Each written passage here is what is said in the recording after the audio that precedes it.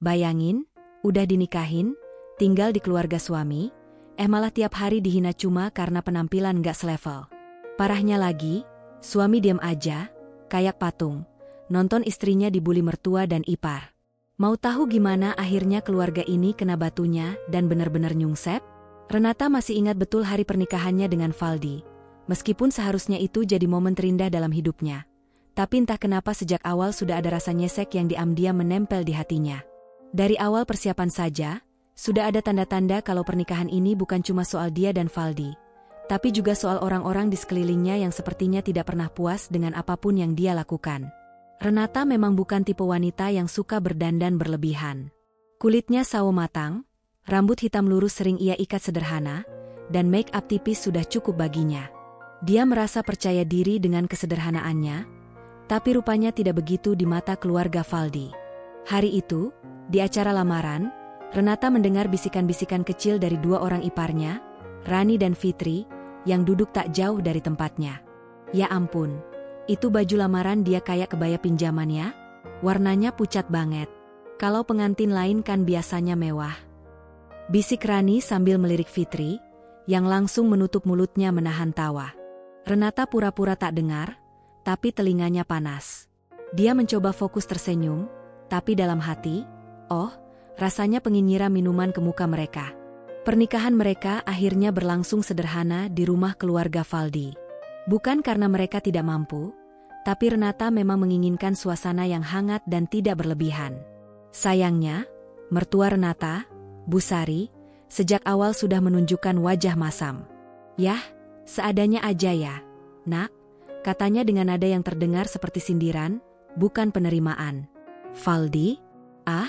Dia hanya berdiri di samping Renata. Senyum-senyum, tanpa menegur ibunya atau membela istrinya. Bahkan ketika Bu Sari sempat berkata di depan tamu, pengantinnya sederhana banget, cocok sih sama Valdi yang juga gak mau ribet. Valdi hanya tertawa kecil. Renata tersenyum kaku, sementara hatinya diremas-remas. Setelah menikah, mereka tinggal di rumah orang tua Valdi. Renata pikir, ya sudah, sabar saja dulu. Tapi ternyata itu keputusan yang akan menguji kesabarannya setiap hari.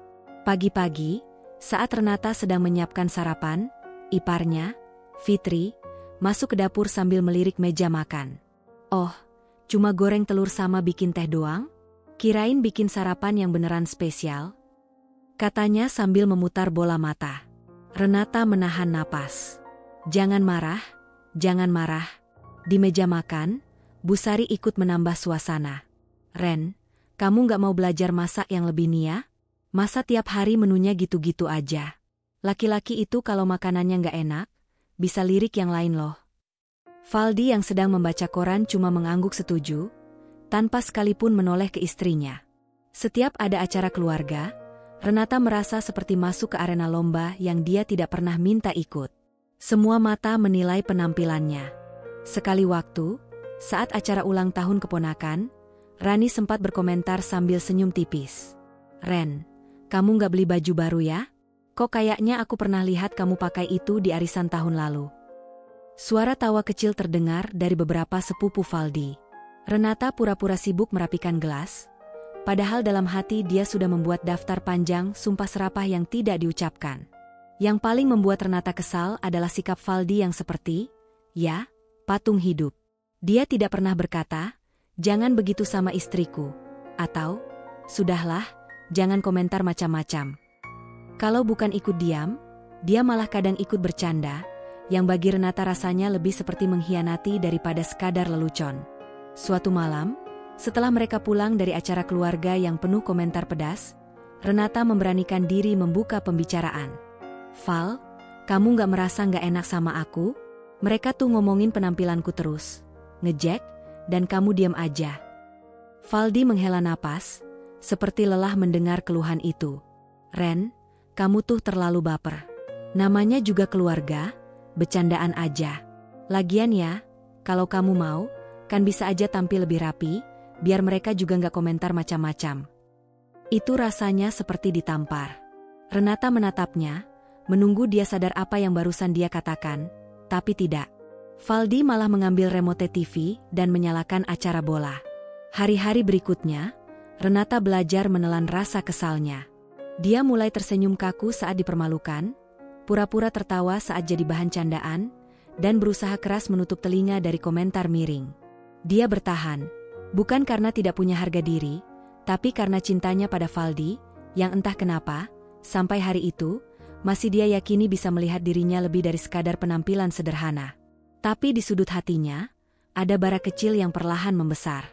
Setiap komentar, setiap tatapan meremehkan, setiap keheningan Valdi yang seharusnya menjadi pembela tapi justru jadi penonton, semua itu menumpuk seperti api yang menunggu waktu untuk menyala.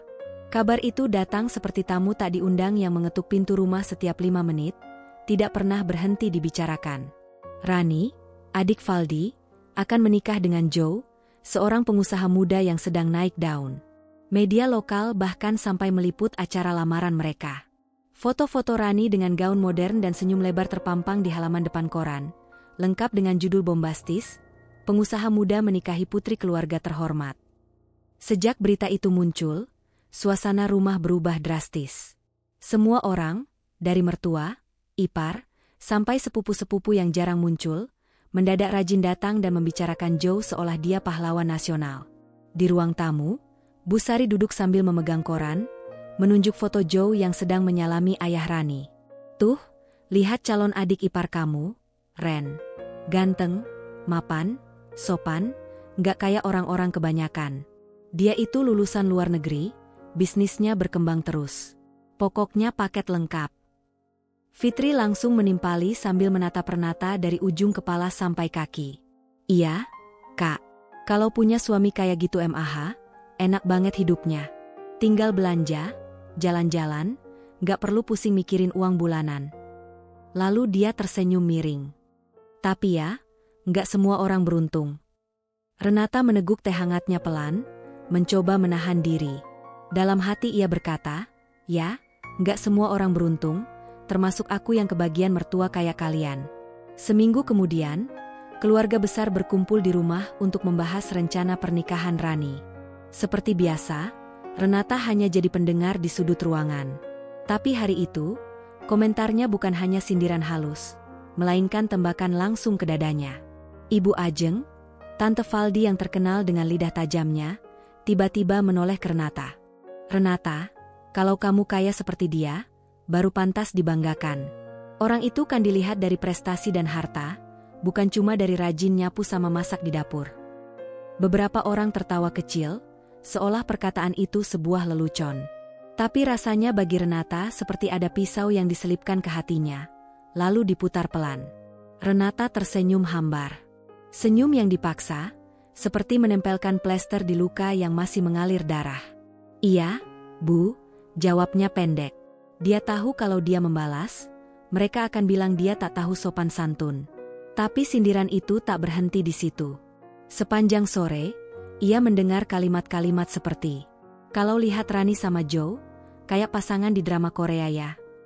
Ren, nanti pas foto keluarga, kamu jangan pakai baju yang sama kayak pas lebaran kemarin, ya? Dan, sayang banget kamu gak bisa kayak Rani, bikin keluarga bangga. Valdi, dia duduk di samping Joe, ikut tertawa mendengar cerita tentang bisnis calon iparnya itu. Sekalipun tidak melirik ke arah Renata, apalagi membelanya. Yang paling menusuk adalah ketika Bu Sari berkata sambil tertawa.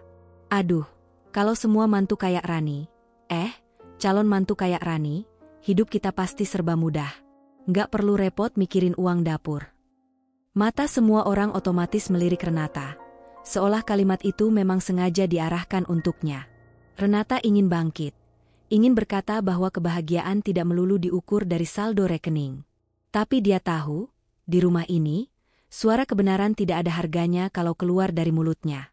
Malam itu, di kamar, Renata duduk di tepi ranjang sambil memandang lantai. Valdi sedang sibuk dengan ponselnya. Val, kamu gak dengar tadi mereka ngomong apa? Valdi mengangkat kepala sebentar. Ah, biasa aja itu. Kamu tuh terlalu mikirin omongan orang. Lagian, ya emang bener kan, Joe itu sukses. Gak ada salahnya kalau mereka bangga. Jawaban itu membuat Renata merasa seperti dihempas dari tebing. Di luar kamar, suara tawa keluarga masih terdengar, membicarakan pesta pernikahan yang akan mereka buat megah, sesuatu yang tidak pernah mereka lakukan untuk pernikahan Renata dan Valdi. Di dalam hati, Renata sudah mulai berhitung, berapa banyak luka yang bisa dia tampung sebelum akhirnya semua tumpah. Pagi itu, udara di rumah keluarga Valdi terasa seperti pesta besar. Musik dari sound system sudah bergema sejak subuh, aroma masakan dari catering memenuhi udara, dan tamu-tamu keluarga mulai berdatangan. Ini adalah hari pernikahan Rani dan Joe, hari yang sejak berminggu-minggu lalu dibicarakan terus-menerus, tanpa jeda. Renata melangkah masuk ke ruang tengah sambil membawa kue yang ia beli dari toko langganannya. Pikirnya, meskipun tidak banyak membantu di persiapan, setidaknya ia bisa menyumbang sesuatu di hari istimewa ini. Tapi langkahnya terhenti. Di depan matanya, semua anggota keluarga besar Valdi mengenakan seragam keluarga mewah, batik berwarna marun dengan motif emas yang berkilau di bawah cahaya lampu. Bahkan sepupu-sepupu jauh pun mengenakan seragam itu. Semua terlihat serasi, rapi, dan mahal. Renata menatap bajunya sendiri. Dress sederhana warna krem yang ia pilih semalam, karena menurutnya sopan dan netral. Ia merasa seperti bercak noda di tengah kain putih bersih. "Kok kamu nggak pakai seragam?" Suara Fitri terdengar dari sudut ruangan, diiringi senyum sinis. Renata mencoba tersenyum. "Aku nggak tahu ada seragam, nggak ada yang kasih tahu." Fitri mengangkat alis, lalu pura-pura kaget. "Masa sih? Semua orang udah tahu dari bulan lalu."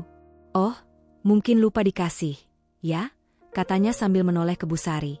Bu Sari yang sedang memeriksa susunan bunga di dekat pintu menoleh sebentar, lalu berkata tanpa ragu, "Nggak lupa, emang nggak dikasih. Seragam itu kan buat keluarga inti, buat yang, ya, pantas difoto bareng di pelaminan. Kamu kan nggak usah." Ucapan itu terasa seperti tamparan keras.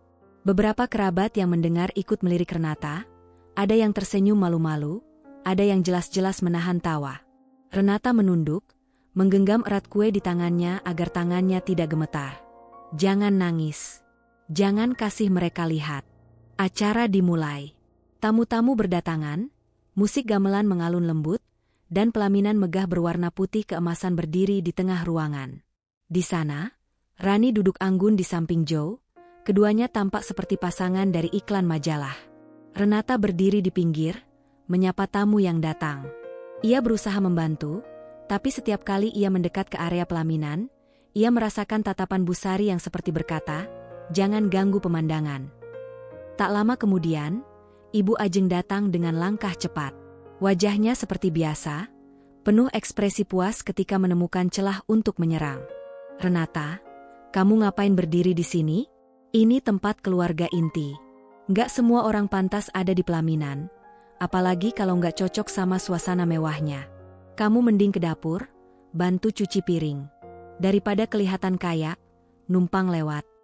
Beberapa tamu yang berdiri di dekat situ pura-pura sibuk melihat ponsel, tapi jelas-jelas telinganya tertuju pada percakapan ini. Renata mencoba menjawab dengan suara tenang, meski dalam hati dadanya berdegup kencang. "Saya cuma mau membantu menyambut tamu, Bu." Tapi sebelum ia sempat melanjutkan, Rani yang duduk di pelaminan sudah ikut menimpali. "Bu, nggak usah repot. Dia kan cuma mantu miskin. Nggak perlu ikut foto-foto. Nanti malah disangka asisten rumah tangga," katanya sambil tersenyum puas, lalu menoleh ke tamu di depannya. Tawa kecil terdengar dari arah tamu itu. Renata merasa seperti ditelanjangi di depan semua orang. Wajahnya panas, matanya mulai terasa perih. Tapi ia tetap tersenyum tipis, menatap Rani sebentar lalu menunduk. Ia melangkah pelan ke arah dapur. Langkah yang terasa berat, bukan karena jaraknya, tapi karena setiap langkah membawa hinaan yang menempel seperti lumpur. Di dapur, ia menemukan tumpukan piring kotor setinggi hampir setengah meja. Beberapa pekerja catering sudah sibuk mencuci, tapi mereka tampak terkejut melihat Renata masuk. "Mbak, nggak usah ikut cuci. Ini kerjaan kami," kata salah satu dari mereka. Renata menggeleng. "Nggak apa-apa. Saya di sini saja." Lebih baik ia menghabiskan waktu di sini, di antara sabun dan air kotor, daripada di luar sana menjadi tontonan. Tapi meskipun ia mencoba menghindar, suara-suara dari luar masih terdengar. Dari celah pintu, Ia mendengar Fitri berkata pada sekelompok tamu. Itu loh, kakak iparku yang tadi. Dia memang gak cocok sama suasana keluarga kami. Jangankan seragam, mau foto keluarga aja kayaknya gak pantas. Tawa mereka menembus dinding tipis dapur, masuk ke telinga Renata, lalu menancap di hatinya. Beberapa jam kemudian, sesi foto keluarga dimulai. Dari jauh, Renata melihat semua orang berdiri rapi di pelaminan. Seragam marun dengan motif emas berkilau di bawah lampu, wajah mereka sumringah, tangan bergandengan. Bahkan sepupu yang jarang datang pun dipanggil ke depan. Renata? Ia berdiri di belakang, di antara beberapa tamu undangan yang juga hanya menonton. Fotografer berkata, "Oke, sekarang foto keluarga besar." Renata melangkah maju sedikit, tapi suara Bu Sari terdengar tegas. "Renata, nggak usah. Ini khusus keluarga inti dan kerabat dekat." Kalimat itu membuat beberapa kepala menoleh. Ada yang terkejut, ada yang tersenyum miring. Renata mundur kembali, kali ini benar-benar menunduk agar tak ada yang melihat matanya yang mulai berair. Sepanjang acara, ia lebih banyak berada di dapur. Membantu menata piring, mengisi ulang minuman, bahkan membersihkan meja yang kotor. Anehnya, para pekerja catering justru memperlakukannya dengan lebih hangat dibanding keluarganya sendiri. "Mbak, capek enggak? Nanti istirahat ya," kata salah satu dari mereka sambil tersenyum tulus. Sementara itu, di ruang depan, suara musik, tawa, dan percakapan terus bergema. Rani terlihat bersinar di pelaminan, Joe selalu tersenyum, dan keluarga Valdi tampak puas, seolah hari itu adalah puncak kejayaan mereka.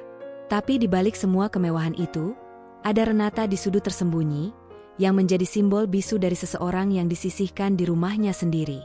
Malam harinya, ketika semua tamu sudah pulang, Renata membantu membereskan sisa-sisa acara. Tangannya lelah, tubuhnya pegal, tapi hatinya yang paling hancur. Di kamar, Valdi sedang membuka hadiah pernikahan Rani sambil tertawa melihat isinya. "Seru banget tadi, ya," katanya. Renata hanya menatapnya sebentar. "Kamu tahu mereka ngusir aku dari pelaminan?" Valdi mengangkat bahu. "Ah, nggak usah diambil hati. Memang suasananya mewah, jadi mungkin mereka takut kamu nggak nyambung." Kalimat itu membuat Renata merasa bukan lagi istri, tapi sekadar tamu asing yang kebetulan tinggal di rumah ini. Ia tidak menjawab, karena ia tahu, kalau ia bicara, air matanya akan jatuh, dan ia benci terlihat lemah di depan seseorang yang bahkan tidak berusaha membelanya. Malam itu, Renata tidur membelakangi Valdi. Matanya terbuka lebar menatap gelap, dadanya penuh sesak. Ia tahu, ini bukan sekadar soal seragam atau pelaminan, ini soal harga dirinya yang diinjak-injak. Dan di suatu sudut hatinya, mulai tumbuh keyakinan bahwa ia tidak akan selamanya diam. Suara riuh pesta di ruang depan terdengar sampai ke dapur, bercampur antara tawa, musik, dan denting sendok garpu. Tapi bagi Renata, semua itu seperti suara dari dunia lain. Dunia tempat orang-orang tersenyum dan merasa bahagia, tempat yang jelas bukan untuknya. Ia berdiri di sudut dapur, di antara tumpukan piring kotor, dengan gaun krem sederhana yang kini sudah sedikit kusut. Tangannya masih basah oleh sabun, tapi ia tak peduli.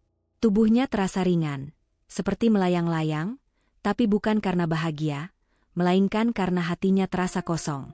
Ia mencoba menarik napas dalam-dalam, tapi setiap tarikan napas hanya membuat matanya semakin panas. Seketika, pipinya basah. Air mata turun tanpa aba-aba, membentuk garis tipis yang bercampur dengan uap panas dari cangkir teh yang belum sempat ia sentuh. "Astaga, kenapa aku di sini?" pikirnya. Pertanyaan itu bukan soal lokasi fisik, tapi tentang kehidupannya. Kenapa ia harus ada di tempat di mana setiap langkahnya direndahkan? Langkah kaki terdengar mendekat. Renata buru-buru mengusap pipinya dengan punggung tangan, berharap siapapun itu tidak akan melihat ia sedang menangis. Ternyata, itu Valdi, suaminya. Dia masuk ke dapur hanya untuk mengambil minuman dingin di kulkas. Tanpa menoleh, tanpa bertanya, tanpa memberi satupun tanda bahwa ia melihat istrinya yang matanya sembab. Setelah mengambil botol, ia langsung pergi lagi, seperti melewati kursi kosong. Renata terpaku. Bahkan sekadar, "Kamu kenapa?" pun tidak keluar dari mulutnya. Dadanya semakin sesak. Bahkan orang yang kucintai pun tak peduli. Tangannya gemetar saat ia meraih ponsel di saku gaunnya. Layar ponsel buram oleh air mata, tapi ia tetap mencari satu nama. Ayah. Pak Hasan. Satu-satunya orang yang selalu membuatnya merasa aman. Ponsel berdering 3 kali sebelum suara berat dan hangat itu terdengar. Halo, Nak? Kok tumben nelpon? Lagi rame-rame kan di sana? Mendengar suara ayahnya, semua pertahanan Renata runtuh. Suara tercekat keluar dari tenggorokannya. Yah. Hanya satu kata, tapi sudah cukup membuat air matanya mengalir deras. Ren? Kenapa? Nak? Ada apa? Suara Pak Hasan terdengar khawatir. Renata berusaha mengatur napas, tapi suaranya tetap bergetar. Aku nggak tahan, yah. Dari pagi, mereka semua, kayak, nggak menganggap aku bagian dari keluarga. Mereka hina aku, di depan orang banyak. Di seberang, ayahnya terdiam sesaat, lalu menarik napas panjang. Renata, cerita ke ayah pelan-pelan. Apa yang mereka lakukan? Dan Renata pun menceritakan semuanya. Dari tidak diberi seragam keluarga, diusir dari pelaminan, disuruh cuci piring, sampai disebut mantu miskin oleh Rani. Kata-kata itu keluar tersendat, diiringi isakan yang membuat suaranya pecah. Yah, aku tadi berdiri di dekat pelaminan, cuma mau bantu nyambut tamu, tapi mereka bilang aku nggak pantas di sana. Ayah, aku malu sekali, semua orang dengar. Pak Hasan tak segera menjawab. Tapi Renata bisa mendengar napas beratnya, napas seseorang yang berusaha menahan amarah. Nak, kamu di situ sendirian? Valdi kemana? Renata menelan ludah. Dia lewat tadi, tapi nggak nanya apa-apa. Nggak lihat aku nangis, atau pura-pura nggak lihat, aku nggak tahu. Hening. Lalu suara ayahnya terdengar pelan, tapi tegas. Renata, kamu dengar ayah baik-baik. Kamu itu anak ayah. Kamu lahir, tumbuh, dibesarkan dengan cinta dan harga diri. Tidak ada satu orang pun, siapapun, yang berhak menginjak harga dirimu begitu saja. Kamu paham? Air mata Renata mengalir semakin deras. Iya, yah, tapi, aku nggak tahu harus gimana. Kalau aku lawan, mereka bilang aku nggak sopan. Kalau aku diam, rasanya, aku makin kecil, makin hilang. Pak Hasan menghela napas panjang. Nak, diam itu bukan berarti kalah. Tapi kalau diam terus, mereka akan pikir kamu bisa diinjak seenaknya. Ayah nggak mau anak ayah hancur hanya karena mencoba sabar di tempat yang salah. Renata terisak lagi, tapi kali ini bukan hanya karena sedih, ada perasaan hangat dan terlindungi mendengar kata-kata itu. Di balik semua kemewahan pesta di rumah itu, hanya suara ayahnya yang membuatnya merasa berarti. Yah, kalau ayah di sini. Suaranya patah. Aku mau pulang. Di ujung telepon, suara ayahnya terdengar mantap. Kalau kamu mau pulang, ayah jemput sekarang juga. Nggak peduli jam berapa. Renata menutup matanya, membiarkan air mata jatuh tanpa henti. Di luar, musik pesta bergema. Tawa orang-orang yang tadi menghinanya terus terdengar. Tapi di telinganya, hanya ada suara ayahnya. Tembok terakhir yang menahan agar ia tidak benar-benar runtuh. Suara di ujung telepon masih sama. Hangat, tegas, penuh kasih, tapi kali ini di telinga Renata, ada nada lain yang mulai ia rasakan, kemarahan yang membara. Tangannya masih bergetar ketika ia berkata dengan suara parau. Yah, ada satu hal lagi yang mau aku bilang. Napasnya tercekat, tapi ia memaksa melanjutkan. Tolong, batalkan proyek miliaran yang ayah kasih ke Joe. Hening. Sesaat, yang terdengar hanya deru napas Pak Hasan. Apa maksudmu, Nak? Renata menelan ludah, matanya menatap kosong ke dinding dapur yang lembab. Yah, selama ini aku diam. Aku pikir, mereka cuma belum mengenal aku. Tapi ternyata, mereka memang gak pernah mau terima aku. Joe, calon suami Rani, itu mereka puja-puja kayak raja. Sementara aku, istri anaknya, dianggap gak ada. Dihina di depan orang banyak. Disuruh ke dapur cuci piring di hari pernikahan keluarga, dan ayah tahu, mereka bahkan sengaja gak kasih aku seragam keluarga. Mereka malu aku ada di foto. Suara Renata pecah di akhir kalimat. Yah, aku nggak mau orang yang mempermalukan aku hidupnya dimudahkan sama kebaikan ayah. Apalagi proyek sebesar itu, mereka nggak pantas. Di seberang, Pak Hasan menghela napas panjang, tapi kali ini terdengar berat, dalam, seperti menahan bara yang sudah lama ada. Renata, sebenarnya ayah sudah lama melihat gelagat mereka. Dari cara mereka bicara di telepon, dari cara Valdi bersikap kalau di rumah kita. Ayah sudah curiga. Tapi ayah pikir, kamu sudah dewasa, mungkin bisa hadapi sendiri. Ayah salah. Suaranya mulai meninggi, bukan pada Renata, tapi pada keadaan. Proyek itu ayah kasih karena ayah kira keluarga mereka menghargai kamu. Tapi kalau begininya cara mereka memperlakukan anak ayah, tidak ada urusan lagi. Malam ini juga ayah kirim pesan ke tim untuk cabut semua kerjasama. Titik. Renata terdiam. Kata-kata ayahnya bagaikan benteng yang robohkan rasa tak berdaya yang sejak tadi mencengkeram dadanya. Yah, kamu yakin? Nak, harga dirimu jauh lebih berharga daripada proyek berapapun nilainya. Air mata kembali mengalir, tapi kali ini berbeda. Ada rasa lega, ada sedikit keadilan yang mulai terasa. Yah, terima kasih. Pak Hasan tidak membiarkan jeda terlalu lama. Dengar baik-baik, Renata. Ayah akan jemput kamu malam ini. Nggak usah bawa apa-apa, nggak usah pamit ke siapapun. Ayah nggak mau anak ayah tinggal satu malam lagi di rumah orang yang memperlakukanmu seperti itu. Suara itu, penuh keputusan, tanpa ragu, membuat dada Renata terasa hangat, sekaligus memicu sesuatu yang baru di dalam dirinya. Sebuah rasa yang sudah lama terkubur di bawah tumpukan kesabaran. Rasa marah. Rasa ingin melindungi dirinya sendiri. Baik, yah, aku tunggu. Begitu telepon ditutup, Renata memejamkan mata. Ia mengatur napasnya yang masih tersengal. Di luar, pesta masih berlangsung, tawa mereka masih bergema.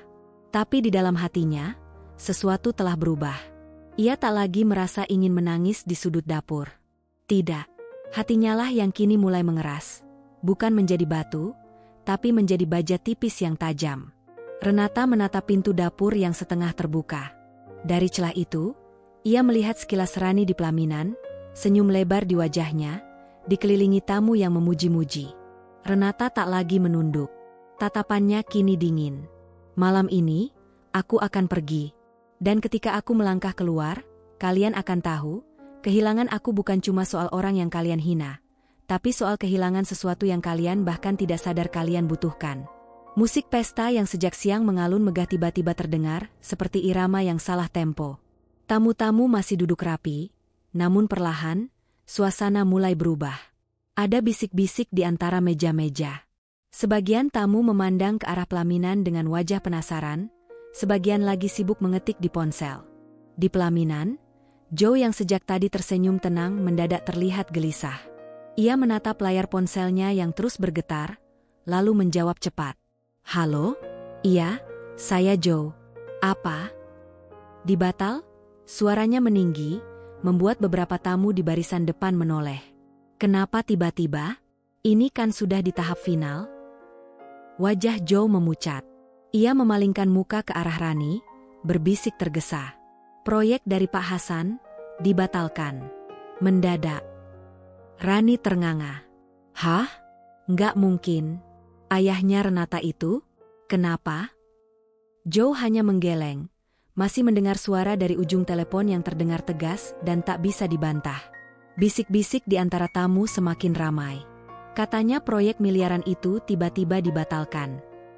Loh, bukannya itu proyeknya Joe? Kenapa bisa? Pak Hasan itu kan ayahnya Renata ya? Rani merasakan dada panas. Ia mencoba tersenyum pada tamu, tapi bibirnya terasa kaku. SST, jangan sampai Renata tahu dulu. Malu nanti. Tapi ucapan itu terlambat. Dari sudut dapur, Renata berdiri diam, memperhatikan semuanya. Tatapannya tenang, tapi matanya menyimpan badai yang tak terlihat. Suara musik tiba-tiba kalah oleh deru mesin di luar. Dari halaman, terdengar suara beberapa mobil mewah berhenti hampir bersamaan. Lampu sorot dari kamera tamu yang penasaran berkedip-kedip. Anak-anak kecil berlari ke arah pagar, teriak heboh. Banyak mobil. Siapa itu? Tak lama, pintu mobil paling depan terbuka. Seorang pria dengan jas hitam rapi turun, langkahnya mantap, wajahnya dingin seperti es yang siap membekukan siapa saja yang berani mendekat. Pak Hasan. Tidak seperti biasanya, kali ini tatapan matanya tidak mengandung senyum. Itu tatapan seorang ayah yang hatinya sudah dikhianati, kemarahannya disulut, dan kesabarannya habis. Tamu-tamu mulai berdiri, mencoba melihat lebih jelas. Beberapa kerabat langsung berbisik. Itu kan ayahnya Renata. Loh, kenapa datangnya kayak orang mau perang? Bu Sari yang sedang menyambut tamu mendadak kaku. Wajahnya tersenyum kaku, tapi tangannya meremas ujung selendang. Pak Hasan, selamat datang, sapanya dengan nada dibuat-buat. Pak Hasan tidak langsung membalas. Ia hanya berjalan lurus melewati Bu Sari, pandangannya langsung menuju pelaminan, lalu berputar mencari sosok yang ia tuju. Dan ia menemukannya, di sudut dapur, berdiri sendirian, masih dengan gaun krem sederhana. Nak? Satu kata itu saja membuat dada Renata bergetar. Renata melangkah keluar, dan semua mata mengikuti gerakannya. Ruang pesta yang tadi riuh, kini seperti berhenti bernapas. Bahkan musik pun seperti tak berani terdengar terlalu keras. Joe bangkit dari kursinya, mencoba menyapa. Pak, maaf soal proyek, saya bisa jelaskan. Tapi Pak Hasan mengangkat tangan, memotong kata-katanya tanpa menoleh sedikit pun. Kita tidak punya urusan lagi. Desahan kecil terdengar dari kerumunan tamu. Rani memerah, mencoba menyela. Pak, ini hari bahagia saya. Hari bahagia bukan alasan untuk merendahkan orang lain. Jawab Pak Hasan datar, tapi nadanya cukup untuk membuat Rani menutup mulut. Pak Hasan lalu menatap langsung ke arah Bu Sari. Terima kasih sudah menjaga anak saya dengan cara yang luar biasa menyakitkan. Mulai malam ini, saya bawa dia pulang. Dan saya pastikan, tidak akan ada lagi kerjasama, bantuan, atau urusan bisnis kecil apapun antara keluarga saya dan keluarga ini. Suara bisik-bisik berubah menjadi riuh rendah. Ada yang mencoba menenangkan, ada yang malah semakin bersemangat melihat drama di depan mata. Bu Sari tersenyum tipis, mencoba bertahan. Pak Hasan, jangan terbawa emosi. Ini hanya salah paham. Salah paham? Menyuruh menantu perempuan cuci piring di hari pernikahan keluarga, melarang dia ikut foto, memanggilnya mantu miskin, itu salah paham? Saya pikir, kita semua di sini cukup dewasa untuk tahu bedanya bercanda dan menghinakan. Kata-kata itu seperti pisau yang mengiris udara. Semua tamu terdiam. Beberapa ada yang saling melirik, sadar bahwa mereka tadi mendengar hinaan itu dengan telinga sendiri. Renata berdiri di samping ayahnya, menunduk sebentar. Tapi kali ini bukan karena malu, melainkan untuk menahan air mata yang hampir jatuh, bukan karena sedih, tapi karena merasa dilindungi. Pak Hasan mengulurkan tangan. Ayo, nak, kita pulang. Renata meraih tangannya, dan bersama-sama mereka berjalan menuju pintu. Di belakang, tawa pesta sudah hilang. Yang tersisa hanya hening penuh rasa malu.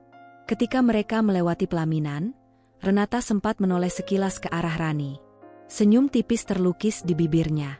Bukan senyum ramah, tapi senyum yang penuh arti. Seolah berkata, kau boleh menang hari ini, tapi kau baru saja kehilangan lebih dari yang kau bayangkan. Begitu mereka keluar, deru mobil kembali terdengar, dan rombongan Pak Hasan melaju meninggalkan rumah itu. Pesta tetap berlanjut, tapi rasanya hambar. Semua orang tahu, malam ini bukan hanya hari pernikahan Rani. Ini adalah hari kehormatan keluarga Valdi runtuh di depan mata semua orang. Detik itu, waktu seakan membeku. Musik pesta yang tadi mengalun riang kini terdengar sumbang, denting gelas dan riuh tawa menghilang, berganti dengan bisik-bisik yang menyelinap di antara tamu. Semua orang menatap sosok pria yang baru saja melangkah masuk ke ruang pesta, Pak Hasan.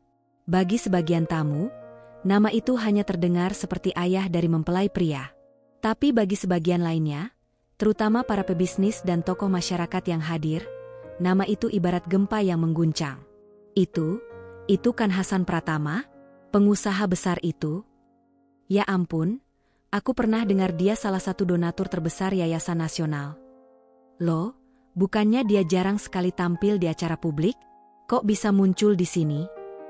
Bisik-bisik itu semakin ramai.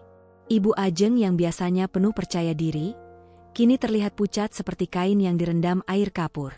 Tangannya yang menggenggam tas kecil bergetar halus. Matanya melirik ke kanan-kiri seperti mencari jalan keluar dari mimpi buruk.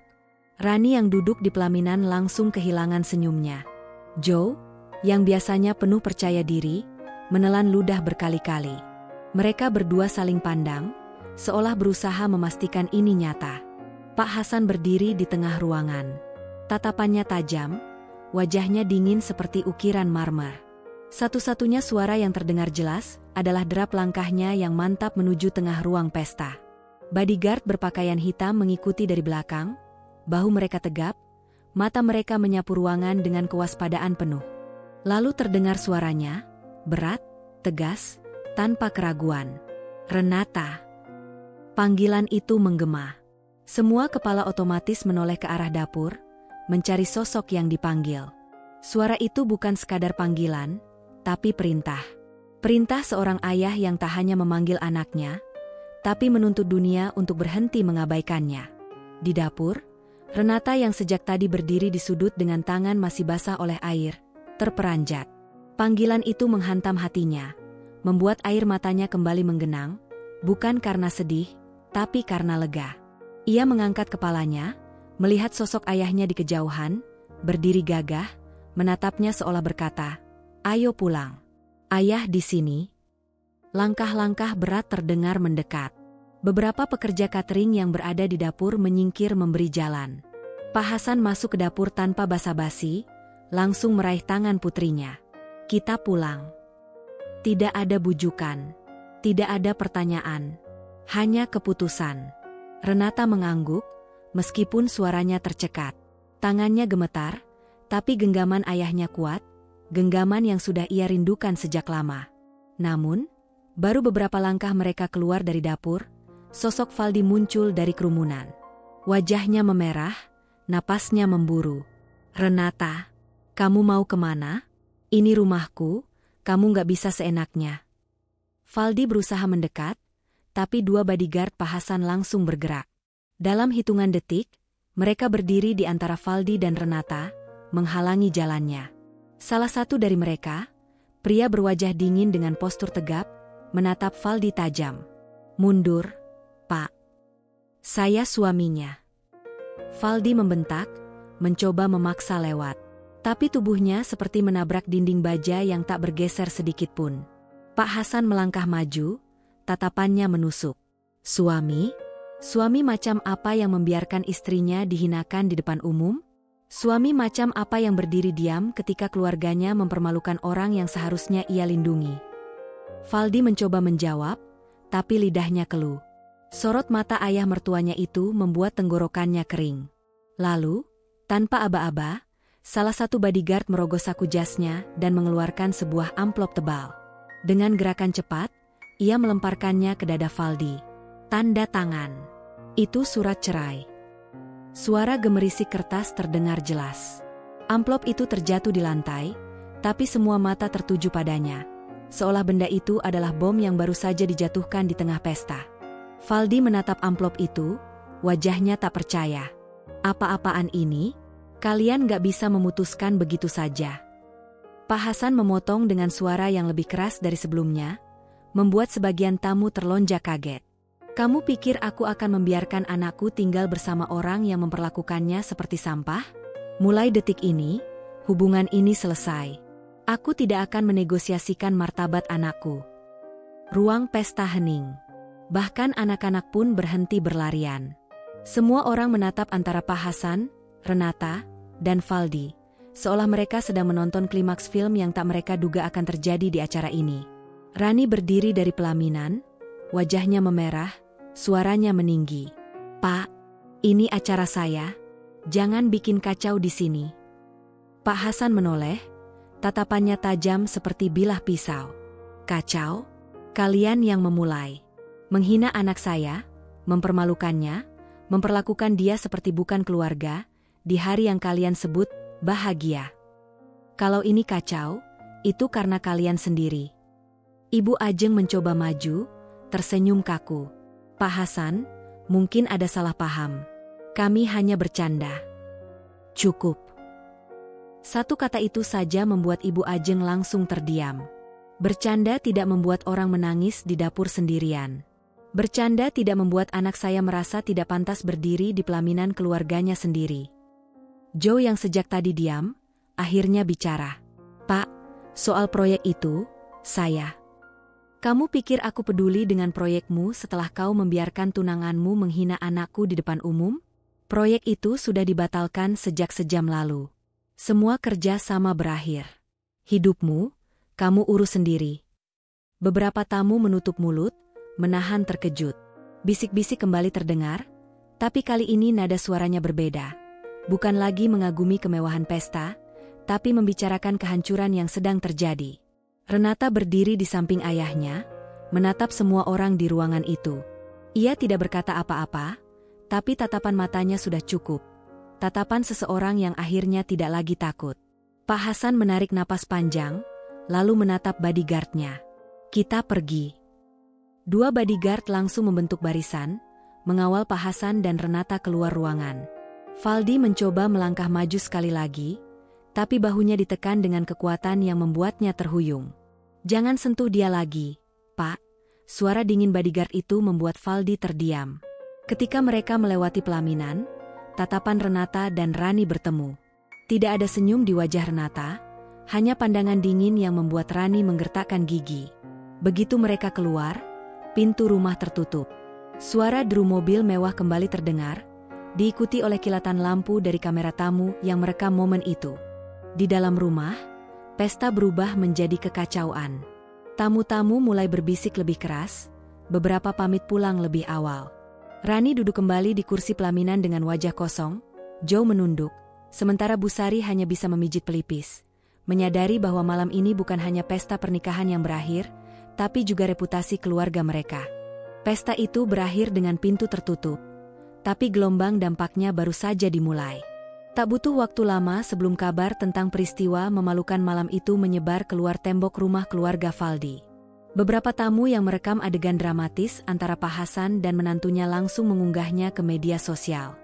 Video berdurasi 2 menit itu viral, menampilkan Pak Hasan, sosok yang dikenal kalem dan jarang muncul di publik, berdiri di tengah pesta sambil memarahi keluarga menantunya dan secara langsung melempar surat cerai kepada Valdi.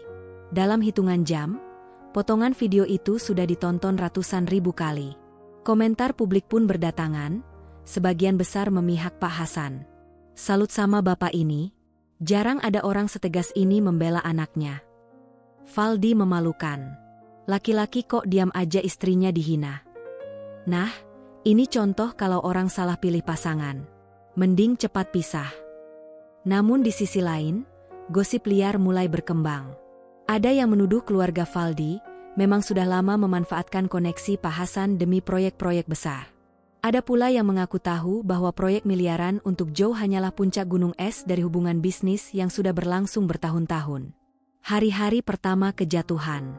2 hari setelah kejadian, telepon di kantor Valdi berdering tanpa henti. Bukan dari klien yang ingin bekerja sama, melainkan dari mitra bisnis yang ingin membatalkan kontrak. Seorang staf masuk tergesa-gesa ke ruang kerja Valdi. Pak, Bank Nusantara resmi membekukan kredit kita. Valdi yang masih pucat setelah malam memalukan itu, hanya memejamkan mata. Kenapa? Mereka bilang, evaluasi ulang kelayakan usaha. Tapi saya dengar, ada telepon langsung dari orangnya Pak Hasan ke direksi. Tak lama, kabar buruk lain datang. Supplier bahan baku utama mereka memutus kontrak secara sepihak, mengklaim adanya force majeure. Valdi tahu itu bohong. Ia paham bahwa nama Pak Hasan terlalu besar untuk dilawan. Sekali orang seperti itu menarik dukungan, efeknya menjalar ke seluruh ekosistem bisnis. Joe juga tidak lolos dari badai. Proyek miliaran yang sudah siap tanda tangan kontrak resmi dibatalkan. Uang muka yang sudah ia keluarkan untuk memesan material hilang begitu saja, tidak ada yang mau mengembalikannya. Kita bisa gugat, kan? Kata Rani panik. Joe hanya menggeleng lemah. Kita mau gugat siapa? Semua jalur tertutup. Berita yang menghantam. Minggu berikutnya, media besar menurunkan headline. Keluarga Valdi terancam pailit, diduga kehilangan dukungan investor utama. Foto keluarga Valdi yang diambil saat pesta pernikahan Rani terpampang di halaman depan. Ironisnya, di foto itu, Renata tidak ada, persis seperti yang mereka mau saat itu. Namun kini, ketiadaan Renata di foto justru jadi simbol yang memakan mereka sendiri. Komentar netizen di kolom berita tak kalah pedas. Dulu nggak mau foto sama mantu, sekarang fotonya jadi berita kebangkrutan. Karma nggak pernah salah alamat. Ibu Ajeng membaca berita itu di meja makan. Tangannya gemetar hebat. Tidak, ini tidak mungkin. Gumamnya, sebelum tubuhnya tiba-tiba limbung. Sendok di tangannya jatuh ke lantai, bunyinya nyaring di ruang makan yang hening. Rani menjerit. Mama. Valdi yang mendengar dari ruang tamu berlari masuk. Mereka panik melihat wajah Ibu Ajeng pucat pasi, napasnya terengah-engah. Ambulans segera dipanggil, tapi diagnosa dokter jelas, serangan jantung akibat stres berat. Keluarga itu mendadak seperti kapal yang kehilangan nahkoda. Valdi harus bolak-balik rumah sakit, Joe sibuk menambal kebocoran bisnisnya, dan Rani yang baru saja menikah kini harus menghadapi suaminya yang mulai sering melamun di teras, menatap kosong. Renata dan awal baru. Di sisi lain kota, Renata duduk di beranda rumah besar milik ayahnya. Udara sore terasa segar, jauh dari aroma pengap dapur pesta yang menghantui ingatannya. Ia mengenakan gaun santai berwarna krem, rambutnya terurai lembut. Matanya memandang taman bunga yang rapi, hasil kerja tukang kebun yang setia mengurusnya. Pak Hasan duduk di sebelahnya, menyeruput teh hangat. Bagaimana rasanya, nak? Tanyanya. Renata tersenyum tipis. Rasanya, seperti bisa bernapas lagi. Mereka terdiam sejenak, menikmati suara burung di pepohonan. Ayah tahu, lanjut Pak Hasan, butuh waktu untuk sembuh dari luka seperti itu. Tapi satu hal yang ayah mau kamu ingat, kamu bukan korban. Kamu selamat, karena kamu berani keluar sebelum hancur lebih dalam. Renata menunduk, tapi hatinya menghangat. Ia memikirkan malam itu, saat ayahnya datang menjemput. Genggaman tangan itu, tatapan tegas itu. Semua menjadi titik balik yang membuatnya sadar, harga diri bukan sesuatu yang bisa ditawar. Hari-hari berikutnya, Renata mulai membantu di perusahaan keluarga. Awalnya ia hanya duduk di rapat-rapat kecil, mengamati, mencatat. Tapi Pak Hasan mendorongnya untuk bicara, mengemukakan pendapat, mengambil keputusan. Kamu pintar, Renata. Jangan biarkan masa lalu membuatmu ragu pada kemampuanmu sendiri. Renata pun perlahan membangun kepercayaan dirinya. Senyumnya kembali tulus, langkahnya mantap. Di luar sana, gosip tentang kejatuhan keluarga Valdi masih berputar, tapi ia tak lagi merasa sakit mendengarnya. Baginya, itu hanyalah bab yang sudah selesai dibaca. Kepuasan yang tenang. Suatu sore, ketika ia duduk di meja kerjanya, seorang staf masuk membawa map berisi laporan. Di dalamnya ada daftar perusahaan yang sebelumnya bekerja sama dengan Valdi, kini mengajukan proposal kepada perusahaan Pak Hasan. Mereka ingin kerjasama dengan kita, Bu Renata, kata staf itu. Renata membuka halaman pertama, melihat nama-nama yang dulu sering mengabaikannya di pesta keluarga. Bibirnya melengkung membentuk senyum tipis. Tolak semua. Kirim surat resmi, bilang kita tidak tertarik. Staf itu mengangguk, lalu pergi. Renata menutup map itu dan bersandar di kursi. Ia menatap keluar jendela, matahari senja memantulkan cahaya keemasan di wajahnya. Ada rasa puas di dadanya, bukan karena mereka jatuh, tapi karena ia berhasil berdiri. Pak Hasan masuk ke ruangan, menepuk bahunya. Kamu sudah menemukan dirimu lagi, nak? Renata mengangguk. Dan kali ini, aku tidak akan membiarkan siapapun merendahkanku lagi. Hujan baru saja reda sore itu. Udara masih lembab, sisa-sisa air menetes dari dedaunan di halaman rumah besar milik Pak Hasan. Renata duduk di ruang tamu, mengenakan blus putih sederhana namun anggun. Ia sedang membaca laporan ketika suara bel pintu menggema. Seorang staf masuk tergesa. Bu Renata, ada tamu, katanya. Mas Valdi. Renata mengangkat kepalanya perlahan. Jantungnya berdegup sekali, lalu tenang. Suruh dia masuk. Pintu utama dibuka. Valdi melangkah masuk, tapi bukan lagi pria gagah yang dulu datang melamarnya. Wajahnya tirus, matanya cekung, pakaian yang dikenakannya terlihat lusuh meskipun berusaha rapi. Renata. Suaranya serak. Renata meletakkan laporan di meja, lalu menyandarkan tubuh di sofa. Ada apa, Valdi? Ia berdiri canggung, lalu tiba-tiba berlutut. Aku salah. Aku minta maaf. Aku nggak bisa hidup tanpamu. Bisnis hancur. Mama sakit, Rani dan Joe sibuk urus masalah mereka sendiri. Aku butuh kamu kembali. Renata menatapnya tanpa ekspresi. Di belakang Valdi, beberapa staf rumah dan bodyguard sudah berdiri, menyaksikan. Mereka menahan diri untuk tidak bergerak, menunggu isyarat dari Renata. Valdi, Renata membuka suara, tenang namun tegas. Waktu aku butuh kamu, kamu diam. Waktu aku dipermalukan, kamu cuma lewat tanpa menoleh.